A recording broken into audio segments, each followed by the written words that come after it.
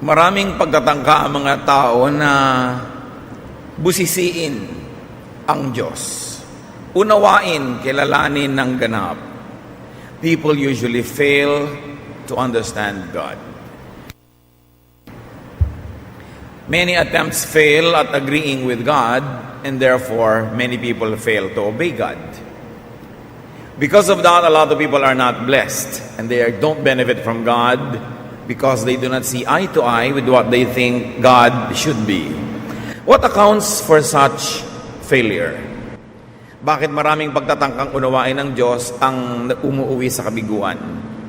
Yan ang ating sisikaping unawain kahit paanong madagdag sa ating kaunawaan ang pamagat ng ating pag-aaral, brain limits. Salamat Panginoon dahil binibigyan niyo kami ng kakayanang umunawa ng kailangang unawain. At nananatili rin kayong mahiwaga sa mga larangan na kayo'y talagang mahiwaga. Turuan niyo kami, Panginoon, na siyasatin ang usaping ito. Makita namin ang relasyon ng aming isip sa inyong kaluwalhatian at lumagay kami sa lugar. Dagdagan niyo ang kaunawaan namin sa ganitong mga mahahalagang issues ng buhay namin. At higit sa lahat, dagdagan niyo at tibayan ang aming pananalig.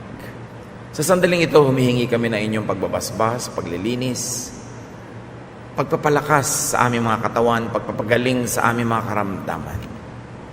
Higit sa lahat, ang pagpapayaman ng aming isip para maabot yung kaya at dapat abutin at ipasa inyo yung sa inyo lamang. Lord, we ask you to reveal yourself to us in ways that are needed by us while we continue to glorify you for your many mysteries. Father, teach us how to stand in awe of your presence and teach us how to relate to your mystery. Lead us, teach us, be the speaker, O God. Use your servant only as your instrument. In the name of Jesus, your Son, our Lord, our Savior, we pray with thanksgiving. Amen. Brain limits. Limits can become noun and it can become verb. May mga limitasyon ng isip at may mga ginagawang paglilimita sa atin ng ating isip. Let's take a look at this tantalizing issue of understanding God through the mind. Yan naman ang ginagawa ng napakaraming tao sa mahabang panahon. Man, very especially modern man, usually measures God by approaches God through and places God in his brain, in his mind.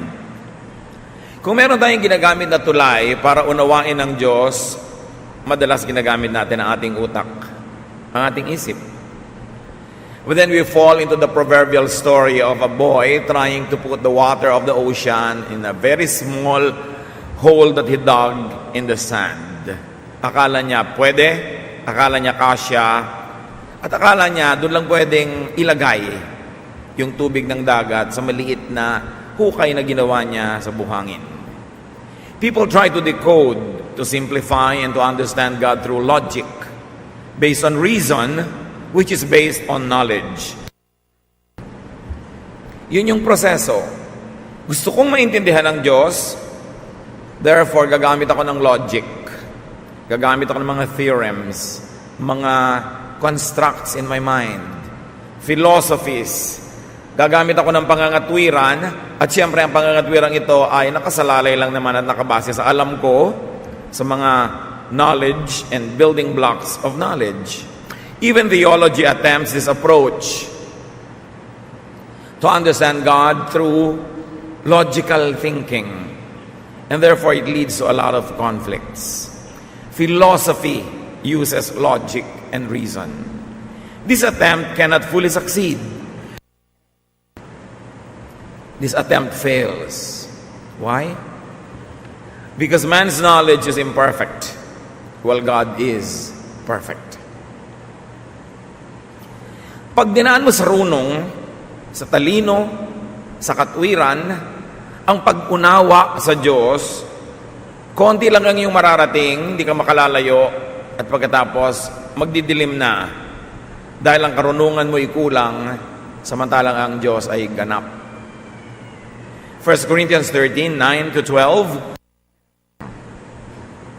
We don't know everything, and our prophecies are not complete. But what is perfect will someday appear, and what isn't perfect will then disappear. When we were children, we thought and reasoned as children do. But when we grew up, we quit our childish ways. Now, all we can see of God is like a cloudy picture in a mirror. Later, we will see Him face to face. We don't know everything, but then we will, just as God completely understands us. Napakalinaw ng sinasabi dito sa unang Korinto, konti lang ang alam natin. Maging ang ating prophecies, maging ang alam ng mga propeta, limitado. Pagdating ng panahon, mauunawa natin yung ganap, yung perfecto, yung Diyos, tulad ng kung paano niya tayo nauunawa ng ganap ngayon. But meanwhile, one way lang ang pag-unawa. Nauunawa tayong buong-buo ng Diyos, pero hindi natin siya ganap na naiintindihan. Kung paano tayo tumitingin sa isang salamin na mausok o malabo, at nakikita natin ang imahe ng gusto nating tingnan, ganun lang ang kaya nating makita tungkol sa Diyos. Pero ang mahalaga, kitang-kita niya tayo. Ang mahalaga, nauunawa at naiintindihan niya tayo. Para lang daw tayo mga batang isip bata, katwirang bata, pero pagdating ng araw, pagbabalik ng Panginoon at ibinunyag na ang mga himala at mga misteryo, doon pa lang tayo mag-aasal at mag-iisip na parang matanda. Man's knowledge is very limited, like that of a child's knowledge. Job 38. Nung maraming reklamo si Job sa Diyos, maraming tanong, ang buti-buti ko, bakit ako pinaparusahan? Wala naman akong ginawang masama, ba't ganito nangyayari sa buhay ko? I don't agree. From out of a storm, the Lord said to Job, "Why do you talk so much when you know so little? Now get ready to face me. Can you answer the questions I ask? How did I lay the foundation for the earth? Were you there? Doubtless you know who decided its length and width. What supports the foundation? Did you ever tell the sun to rise? And did it obey? Did it take hold of the earth and shake out the wicked like dust from a rug? Job, have you ever walked on the ocean floor? Have you seen the gate to the world of the dead? Can you arrange the stars in groups such as the Orion and the Pleiades? Do you control the stars and set in place the Big Dipper and the Little Dipper? Do you know the laws that govern the heavens? And can you make them rule the earth? Sabi ng Panginoon kay Job, marami kang reklamo, tanong ka ng tanong. Alam mo ba yung alam ko? Nagawa mo na ba yung ginawa ko noon pa? Kaya mo bang lusungin ang dagat at paglakad ka sa ocean floor? Kaya mo bang utusan ng mga bituin na ayusin ang mga sarili nila? Of course, the obvious answer is no. Therefore, your knowledge is too limited to even discuss with me, much less to question me. Sino ka? Ano ang alam mo? Para magreklamo at magsabi ko ano ang dapat at ano ang tama. So do not even attempt to second guess God. Why else will the enterprise to understand God through the mind fail? Because man's thoughts are not the same as God's thoughts. Hindi pareho mag-isip ang Diyos at tao. Pamisa-misan, magkamukha. Pero madalas, hindi. Paano mo hahanapin sa Diyos yung katwiran mo? Katwiran lang yun ng tao. Iba naman ang katwiran niya. Isaiah 55:8. the Lord says, my thoughts and my ways are not like yours. So to try to correspond with God, thought to thought, idea to idea, will fail. Why else will understanding God come short? Because God's standards are not the same as man's standards. Ibang mag-isip ang Diyos at iba ang mga panukatan ng Diyos. Iba sa Kanya ang matagal, iba ang mabilis, iba ang mahaba, iba ang maiksi. 2 Peter 3:8, dear friends, don't forget that for the Lord 1 day is the same as 1,000 years. And 1,000 years is the same as 1 day. Magkaiba tayo ng pananaw sa panahon, sa espasyo, sa lahat-lahat. Psalm 90 verse 4, but 1,000 years mean nothing to you. They are merely a day gone by or a few hours in the night. So God's ways are higher and deeper than man's ways. Isaiah 55:8-9, the Lord says, my thoughts and my ways are not like yours. Just as the heavens are higher than the earth, my thoughts and my ways are higher than yours. Napakainam paulit-ulitin para paalalahanan tayo mga taong pinipilit sukatin ng Diyos sa ating panukat at pinipilit na ang katwiran ng Diyos ay maging kung ano ang ating pangangatwiran. Psalm 92 verse 5, you do great things, Lord. Your thoughts are too deep. Yun ang dapat nating sabihin sa Diyos, mahiwaga po kayo. At di ako maglalakas ng loob o mangangahas na sukatin kayo. Much less to disagree with you. Or to try to correct you and say, Lord, bakit siya pa po ang namatay at hindi si ganon? Bakit ako pa ang nagkasakit at hindi siya? Bakit ganito at ganon? Bakit yung taong yon hindi naman mabuti? Bakit siya gumiginhawa? Ba't ako hindi? Iba ang iniisip natin sa iniisip ng Diyos. The intellectual and logical approach to God only brings quarrels among people of various schools of thoughts. Kaya nagkakagulo ang relihiyon eh. Kaya ang pinakamagulong larangan, relihiyon, lahat ng bagay na may kinalaman sa Diyos. Kasi nagkakagulo yung mga tao kung paano uunawain ng Diyos, kung paano bibigyan ng kahulugan yung sinasabi ng Diyos, kung paano i-apply sa buhay, at kung paano i-interpret. The intellectual approach to God only brings frustration because you cannot. It only brings doubts, disenchantment, even skepticism and disbelief. I cannot understand God, therefore God is wrong.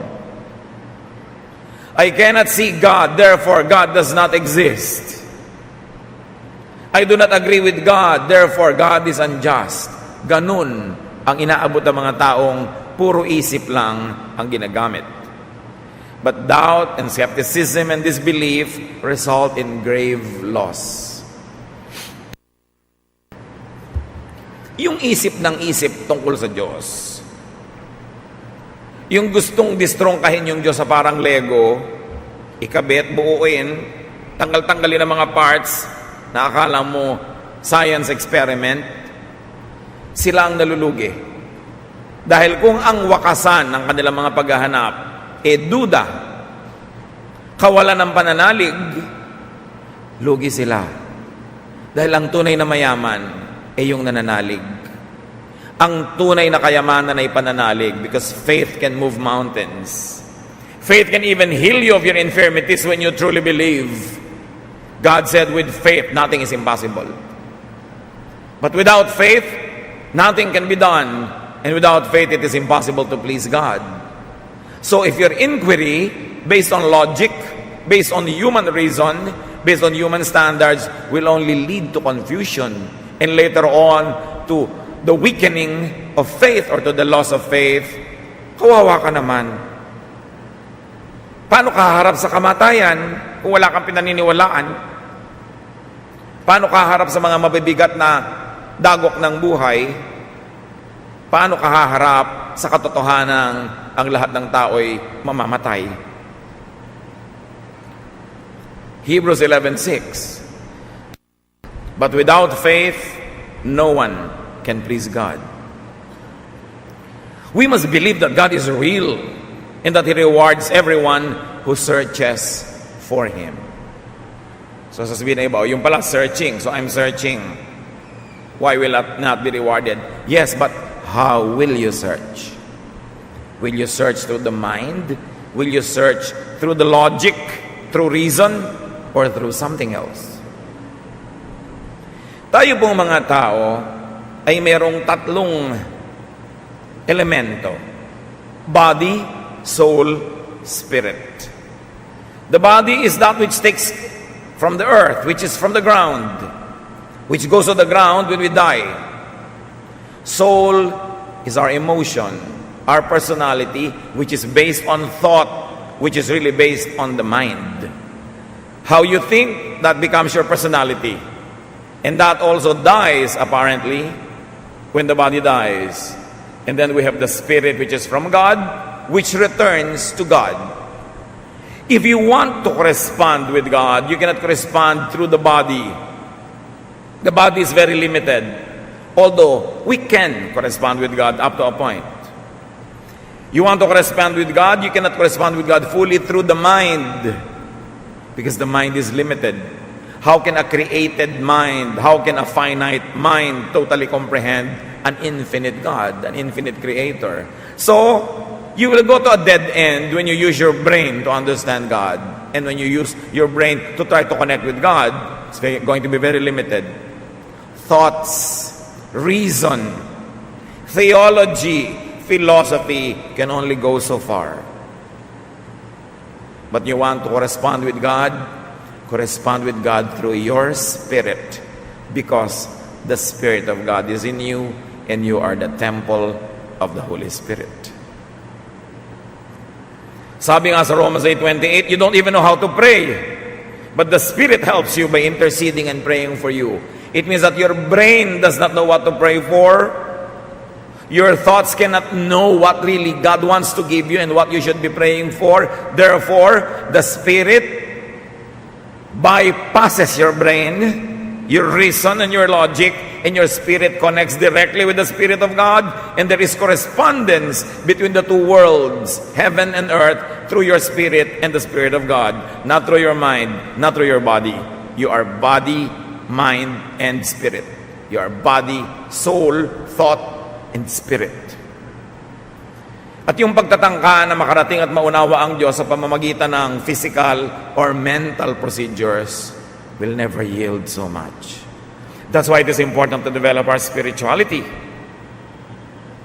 Sabi sa James 1:6, kung gaano kahalaga ang pananalig. When you ask for something, you must have faith and not doubt. Anyone who doubts is like an ocean wave tossed around in a storm. Hindi sinabing you must have knowledge, you must know what to ask for, you must know how to ask. Sabi, you must have faith. It is faith that connects us with God, not knowledge. Although up to a point, knowledge is important, especially if you like to communicate the faith, if you like to communicate the teachings of God, you need knowledge. But in your personal relationship with God, what matters is your spiritual communication. Why else will understanding God fail? Because understanding God is not man's business. Hindi naman tayo inutusan ng Diyos na unawain mo ako eh. Ang utos sa atin, sundin mo ako. Para mga bata, may inuutos ang magulang, hindi naman nila laging nauunawa kasi bata sila. Mabuting sumunod na lang sila. Pagtanda nila, tsaka lang nila malalaman, ay tama pala si nanay, ay tama pala si tatay. How could a finite mind comprehend the infinite God? How could a created brain contain the Creator? Kaya mulit-muli binabalikan ko yung napakagandang halimbawa na Batang naghuhukay sa tabi ng dagat, sa buhangin, ginagamit ang kanyang kamay at may maliit siyang hukay sa buhangin at may nagdumaan, nagtanong, aanin mo ang hukay na yan? Ilalagay ko sa hukay na ito ang lahat ng tubig ng dagat na yan. Yun ang ambisyon ng bata. At yun ang ambisyon ng sino mang sinisikap na ilagay sa kaprasong hukay na ito, sa loob ng bungo na ito, sa kaprasong brain, ang Diyos. Ang buong ideya ng divine at kung paano unawain ng Diyos is a childish attempt. Psalm 40, verse 5. You, Lord God, have done many wonderful things, and you have planned marvelous things for us. No one is like you. I would never be able to tell all you have done. Yun ang magandang ma-realize. Hindi ko po kayang bilangin lahat kasi mga ginawa nyo. Hindi ko kayang sukatin yan. Sobrang kahanga-hanga. Sobrang dapat na lamang na ipagbunyi, ipagdiwang. Pero para isa-isahin kong bilangin, hindi ko kaya yan. Psalm 139 verse 18, I try to count your thoughts, but they outnumber the grains of sand on the beach. I try to understand you, but I cannot. John 21, 21 to 22. When Peter saw that disciple, he asked Jesus, Lord, what about him? Jesus answered, what is it to you? If I want him to live until I return, you must follow me. May issue dito. Nagtatanong si Pedro tungkol kay John the Beloved. Siya, ano mangyayari sa kanya? Sabi ni Lord, ano ngayon sa'yo? Kung anong balak ko sa kanya. Kung balak ko manatili siyang buhay hanggang bumalik ako, that's my business. Huwag mo na yung panghimasukan. Sumunod ka na lang. Huwag ka na magtanong. Huwag ka na mag-isip. Hindi kaya ng utak mo yan. Sumunod ka na lang. Darating ang panahon, mauunawa mo rin lahat. Kung ang espiritu mo ay nakalaya na sa katawan, kung ang espiritu mo nakalaya na sa utak, sa isip, sa bias mo, sa mga alam at hindi mo alam na nakondisyon dahil lang sa utak mo that your knowledge-based consciousness, which is very limited, when you die, your spirit will be free from all this, things will be revealed to you. But for now, just believe and obey. Noong si Moses ay kinausap ng Diyos, naglakas loob at nangaha si Moses na usisain kung anong pangalan ng Diyos. Alam nyo kasi, pag nalaman mo ang pangalan ng isang tao, parang nabihag mo siya. Alam mo kung ano yung karakter niya, alam mo kung saang tribo siya galing, alam mo kung anong apelyido niya, alam mo kung sino magulang niya, alam mo kung anong mga sakit ng pamilyang ito. In other words, nalalaman mo ang maraming bagay para makontrol ang isang tao pag alam mo ang kanyang pangalan. Kaya nga yung mga Kastila noon, hirap na hirap tandaan ang mga pangalan natin at hirap na hirap tayong sundan nila dahil palipat-lipat ng mga tinitiran yung mga Pilipino para huwag nila laging mautusan, huwag mabuwisan. Nag-utos sila, bigyan ng Spanish names lahat ng mga Pilipino na yan. So kung taga Bacon, Sorsogon ka, lahat ng apelyido nyo, letter D ang simula. Kung ganitong bayan ka, lahat ng apelyido, letter L, para pag nakita yung pangalan mo, alam mo ka, taga Bacon ka, no? Nakokontrol ka kasi alam ang pangalan mo. Moses asked God about his name. Isang malaking kapangahasan. Exodus 3:13 to 15. Moses answered, I will tell the people of Israel that the God of their ancestors worship, that the God their ancestors worship has sent me to them. But what should I say if they ask me your name? God said to Moses, I am the eternal God. So tell them that the Lord, whose name is I am, has sent you. This is my name forever, and it will be the name, it is the name that people must use from now on. Nagbigay ba ng pangalan ng Diyos? No. Sabi niya, ako ay kung sino ako. I am who I am. Huwag mo nang uriratin ang pangalan ko. No name. Why? Because a name limits. Di ba pagka nakita mo yung pangalan, halimbawa ng isang tao, alam mo, ay Chinese, ay Japanese.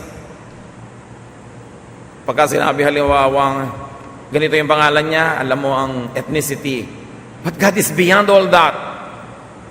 So ang tawag na lang ng mga tao sa kanila, the Lord. Dahil yung pangalan di binigay.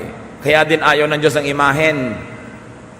Pag binigyan mo siya ng imahen, pipili ka, black ba o white ang skin niya, kulot ba o straight ang buhok niya, matangos ba ang ilong o pango, malilimit.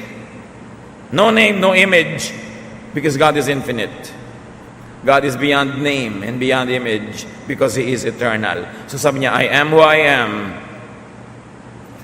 Now, when you not only attempt to give God a name, but to put Him in a box, to explain Him through philosophy or theory or theology, you actually vulgarize God and you reduce God. Kaya mga theologians sa mga pinakamagugulong tao sa balat ng lupa, kasi pinipilit nilang hulihin sa exact words, sa exact shape, exact configuration, yung eternal and immeasurable God. Kaya hindi sila nagsasang-ayunan kung paano gagawin yon, dahil you can do it many ways. Kaya kahit pag binabasa mo yung scripture, ano bang dapat? Binyag ba na buhos, wisik, lubog? Actually, kung babasahin mo lahat yung verses, lahat yun pwede naman eh. Dahil magkakasya yung reading mo sa mga nakasulat. So, nagkakagulo-gulo ngayon yung mga relihiyon kung anong gagawing binyag, kung anong gagawing ganito at gagawing ganon. Kasi sobrang ipinapako sa salita, ipinapako sa ideya, sa teorya, yung dapat sana'y lumulutang na malaalapa na katotohanan, ipinapako nila sa lupa at ginagawa nilang sobrang solid. Therefore, hindi rin tuloy maka-adjust. Acts 1:7, He said to them, it is not for you to know the times or dates that the Father has set by His own authority. O, gusto rin ng mga taong ipako ang Diyos kung kailan babalik si Jesus, kailan magugunaw ang mundo, etc., etc. Sabi sa kanila, no, hindi yan para sa inyo malaman. Huwag nyo nang alamin yan. And yet, sa kabila ng malino na turo na to, marami pa rin yung naglalagay ng dates. Katigas-tigas ng ulo ng tao, gustong ipako yung Diyos na darating si Jesus sa ganitong araw, sa ganong petsa. Pag hindi dumating, kasi hindi kayo naniwala, so hindi tuloy dumating. So kayo may kasalanan. Mga palusot. Kasi ipapako mo, hindi mangyayari. Di ano mangyayari sa'yo, napapahiya ka. Matthew 19:26, Jesus looked at them and said, with man this is impossible, but with God all things are possible. So what is Jesus saying? That man is gravely limited. Nung kinausap ng Panginoon si Nicodemo, sabi ni Lord sa kanya, you must be born again. John 3:9-10, how can this be? Nicodemus asked. You are Israel's teacher, Jesus said, and you do not understand these things. Kasi ang tanong nitong si Nicodemus, how? Mechanics, methods. Ano yan? Physics. Experiment. Na may methodology na kailangang ilagay sa manual. Sabi niya, paano mangyayari yun? Paano ako ipapanganak na muli? Ang tanda-tanda ko na. Sabi ni Lord, teacher ka ng Israel, ganyan ka mga tuwiran, hindi mo maintindihan. Iba naman ang pinag-uusapan natin. Pinipilit mo kasing ibaba yung discussion kung saan madali sa'yo na kontrolin yung data mo. Therefore, ang baba ng discussion natin, hindi tataas. But the thoughts of God are high. And you must transcend that which is physical, that which is even logical. Kahit si Mary, sinabihan, magdadalang tao ka. Luke 1:34-39, how will this be? Mary asked the angel, since I am a virgin. Again, she's talking about method. Paano ko magdadalang tao? Wala naman akong karanasan kahit kaninong lalaki. The angel answered, the Holy Spirit will come on you, and the power of the Most High will overshadow you. In other words, this is above you. Hindi mo na ito maiintindihan. Lumuhod ka na lang dyan, mangyayari yun. Override yourself. Override your reason. Override your intelligence. Override your knowledge. Because we are talking about eternal things that cannot be measured. At ang napakaliw na conclusion ng 2 Corinthians 5:7, for we live by faith, not by sight. Sight, senses, reason, knowledge. Sabi, hindi tayo nabubuhay sa pamamagitan ng mga nakikita at nauunawa, ng mga naririnig, na-decode, not by reason, not by the mind, but by the Spirit. Ang kailangan nag-ooperate yung Spiritong nasa atin, hindi yung brain. Because the brain is so gravely limited. Although the brain is a very wonderful machine by itself, but it has great limits. 1 Thessalonians 5:23 talks about people having spirit, soul, and body. So, ang gagamitin natin sa pakikipag-ugnayan sa Diyos, yung spirit, hindi yung soul, hindi yung mind, hindi yung knowledge. Dahil gugulo ang usapan. Kailangan parehong frequency. Therefore, do not always strive to understand God. Mapapagod ka lang. Unawain mo na lang yung konti na kailangan mong maunawa sa iyong daily activities. Pero huwag mo nang unawain kung bakit tinawag si David na God after man, a man after God's own heart, samantalang may mga kasalanan. Hindi mo na malalaman kahit kailan yun. Hindi mo na maiintindihan kung bakit ganito at bakit ganon. Hindi naman kasi ipinapaliwanag. Yung hindi ipinapaliwanag, hangaan mo na lang para tahimik ang buhay. Hindi natin sinasabi, huwag na tayo mag-isip, mag-aral at gumamit ng utak.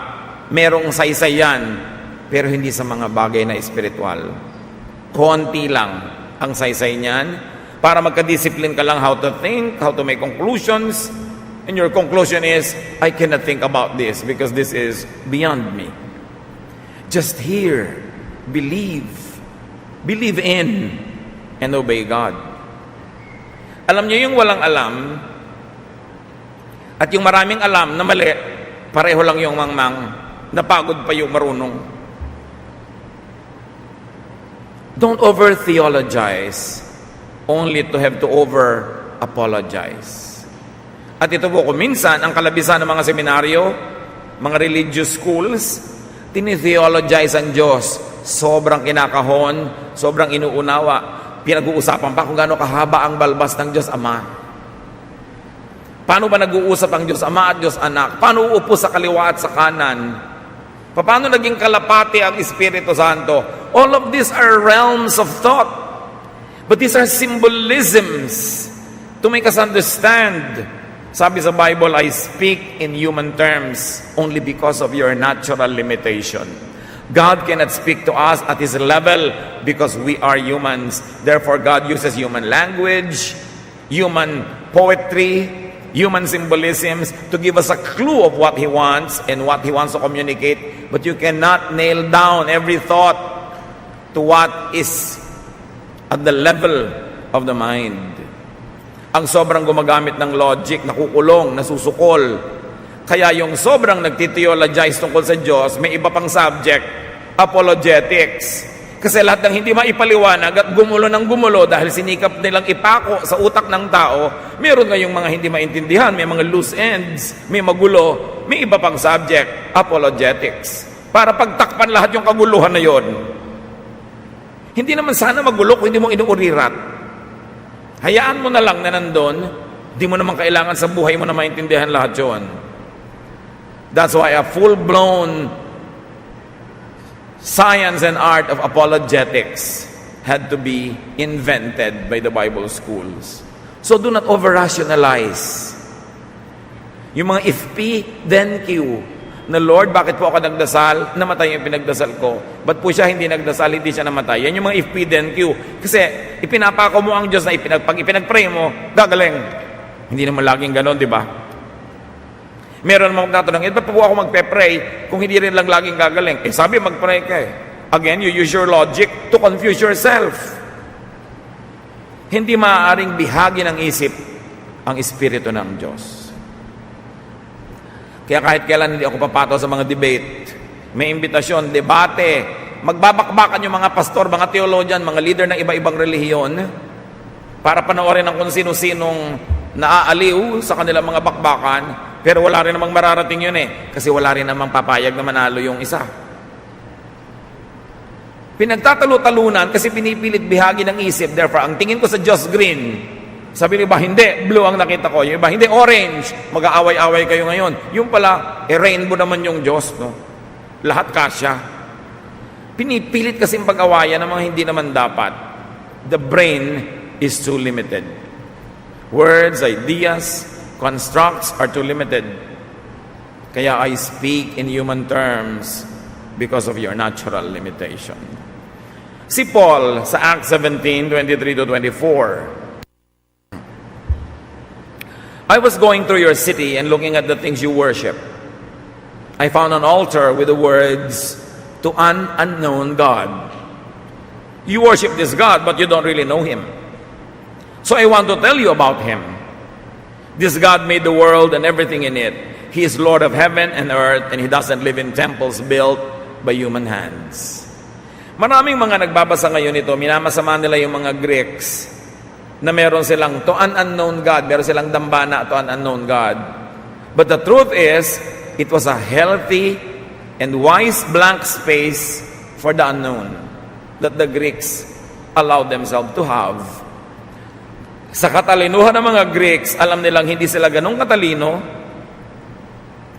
na sa dami ng alam nila, marami rin silang hindi alam, kaya gumawa sila ng dambana para sa Diyos na di nila kilala. At dahil may espasyo sa utak nila, yung katotohanan may hindi sila alam, may hindi sila kilala, dumali kay Paul na ipakilala sa kanila. Sabi, alam nyo yung hindi nyo kilala na yan, ipapakilala ko sa inyo kasi kilala ko. Then, Paul talked about Jesus. Kung sa utak ng mga Greek, to our God named A, to our God named B, named C, tas wala nang ibang space, di hindi na sila magbibigay ng space kay Jesus. Pero dahil nakabukas ang isip nila na hindi nila alam lahat, mayroong pwedeng pasukan yung pagtuturo tungkol kay Jesus. Ang tunay na matalinong tao, lalo't maraming alam, kinikilala niyang marami siyang hindi alam. Hindi siya nagsasara ng isip para kung may dumating na karapat-dapat na tanggaping ideya, ay nakabukas ang isip niya at tatanggapin niya yon. It's important to have an enlightened realization and admission of lack of knowledge. Pagka ganon, hindi mag-aaway-away ang mga tao. Pag merong ibang ideya ang isang tao tungkol sa Diyos, iba sa ideya mo, hindi mo siya tatawaging demonic. Sasabihin mo lang, iba ang level ng consciousness niya ngayon sa consciousness ko. Baka may binasa siya kahapon, so ganun ngayon ang takbo ng utak niya. Hindi naman ibig sabihin hanggang kamatayan na niya, ganun pa rin ang utak niya. Maiiba pa rin yan pag may ibang narinig, may ibang nabasa. Kasi patuloy na hinuhubog ang laman ng ating isip. Pero pag sabi mong, alam ko na ang dapat kong malaman, nakasarado ng utak ko, dekandado, yun ang kamangmangan. Kasi paano mo malalaman ang lahat ng dapat malaman kahit 10 buhay ang ibuhay mo, kulang. That's why we must be tentative. And we must develop a healthy respect for our fellow seekers, though we do not always agree. Who knows the truth? Pag may nagsabi sa inyo, ako alam na alam ko lahat ng katotohanan, yun ang sobra niyong pagdudahan dahil siguradong yun ang mali. Kasi hindi pwedeng malaman ng isang tao ang lahat ng katotohanan sa maiksing panahon. Mas kaduda-duda yung sobrang laging siguradong siya ang tama kesa dun sa merong kuminsan ay pag-iisip at pagdadahan-dahan na sinasabi niyang naniniwala akong tama ako, kumbinsido akong tama ako, pero alam kong posible pa rin hindi ako tama. Doon ka magtiwala sa ganong tao. Many things can be known, but so much more, infinitely more, cannot be known in this body, in this state, in this fallen nature. Spiritual things especially can only be revealed by the Spirit of God to your spirit. Kaya sabi ng Romans 8:28, you don't even know how to pray. Your mind does not know, but your spirit prays for you. The Holy Spirit prays for you. The Holy Spirit connects with your spirit, and with or without the consent of your mind, prayer is said. Yun ang praying in the Spirit. Most of the time kami, kasi we only pray with the mind. Kaya kumisan yung prayer natin, parang shopping list, sobrang logical, may mga ililista, lahat nakapray. Hindi naman masamang gawin yon, pero hindi lang ganun ang prayer. It's not only a mental exercise. There are times when you have to empty yourself of your thoughts and allow your spirit to communicate with the Spirit of God. When you have no agenda and you just lay still and you hear the Word of God, not through your ears, not through your brain, but through your spirit. At ito ang kulang na development sa mga Kristiyano, spiritual development. Meron lang tayo mental development, intellectual development, theological development, na ang wakas ay gulo, away, competition. Because the mind is very little. Physical temples cannot contain God. Neither can the brain, which is another physical temple, contain God. So just enjoy the wonder. Believe. Faith is precious. Pag may doubt, transcend the words, transcend the ideas and the logic, transcend the laws of nature that you know, and let the Spirit lead you, not the mind leading you. Huwag nating sobrang paandarin ang utak in spiritual matter, in spiritual issues, because spirit is above and beyond the mind. Hindi patalinuhan. Kaya mga maraming tumatalino, nagiging atheist Kasi hindi makontain ng utak nila yung Diyos, therefore walang Diyos. Hindi kasi kasya. Ang liit kasi ng utak. Non-belief or unbelief only lead to hopelessness and fear. The way to God is through the Spirit, not through the body, not through the soul, not the mind, not the thought. Romans 8:26. In certain ways, we are weak, but the Spirit is here to help us. For example, when we don't know what to pray for, the Spirit prays for us in ways that cannot be put into words. So nakikita nyo, bypass.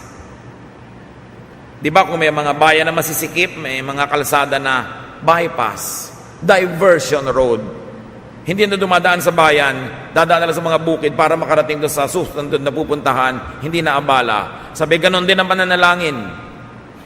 Yung espiritu nyo, hindi na dumadaan sa utak nyo, dumidiretso sa espiritu ng Diyos, kasi hindi naman alam ng utak nyo what to pray for The mind does not know it. So let our spirit, let God's Spirit in us correspond with God, not only our brain, but up to a point. We can connect with God through knowledge, through logic, but don't expect it to give you all the answers. Don't expect it to satisfy all your curiosity because you are using the wrong tool. Paano kayo gugupit ng isang tela ay ang hawak nyo, halimbawa, ay martilyo?